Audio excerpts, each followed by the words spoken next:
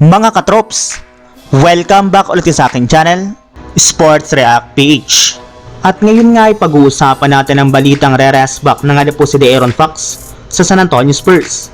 Pag-uusapan na rin nga natin dito sa ating panibagong video ang naging reaksyon ni Nikola Jokic sa naging trade ni Luka Doncic sa Los Angeles Lakers.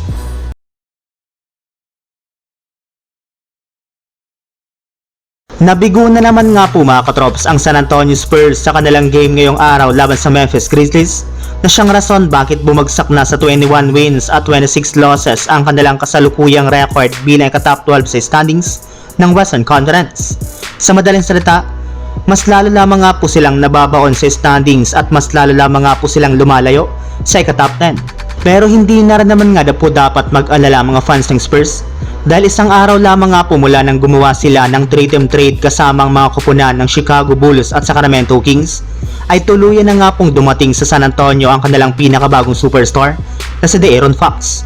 Naipasa na rin naman nga po nito ang kanyang physical test at nakapagpa-picture na rin naman nga po ito gamit ang kanyang bagong jersey sa Spurs na number 4. And since nga po mga katrops wala rin naman itong iniindang injury sa kanyang pangangatawan ay malaki nga po ang posibilidad na makapaglaro agad ito sa kanilang next game laban sa Atlanta Hawks.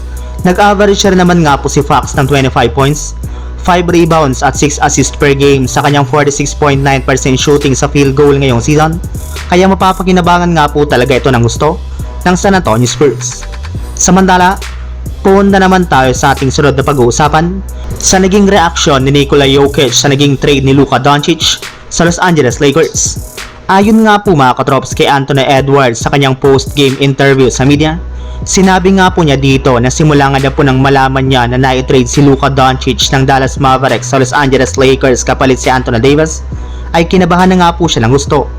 Ayon nga dito mga katrops, hindi nga daw po niya akalain na trade ng Dallas ang best scorer na merong edad lamang na 25 years old at hindi malamang nga po nila pinalam sa kanilang batang superstar. Kakagaling pa lang naman nga po ni Luka Doncic sa finals kaya alam nga po niya gaano kasakit ngayon ang nararamdaman nito. Nabalitaan na rin naman nga po niya nakakabili pa lang naman nga daw po ni Luka Doncic ng bahay sa lugar ng Dallas at matapos nga po niyan ay bigla na lamang nga po nitong nalaman na na-trade na siya ng kanilang kupunan. Kaya kung na-trade nga po si Luka nang walang paalam, ay maaari nga daw po na mangyari rin ito sa kanya at sa iba pang mga players sa buong NBA. Bukod rin nga po mga katrops kay Anthony Edwards, ikinabigla rin naman nga po ni Nikola Jokic ang nangyari sa kanyang best friend na si Luka Doncic, gayong hindi nga po niya akalaing itatrade ito ng Dallas Mavericks. Pero mas natatakot nga po siya sa kung ano pa ang ipapakitang performance ni Luka Doncic kapag naglaro na ito sa Lakers kasama si LeBron. Kaya ito nga po talaga ang pinakainaabangan niya ngayon sa mga susunod na araw. So yun lang mga katrops, ang handog kong story ngayong araw. Sana nag-enjoy kayo, please like and subscribe my YouTube channel, Sports React PH para sa iba pang story at update patungkol sa NBA.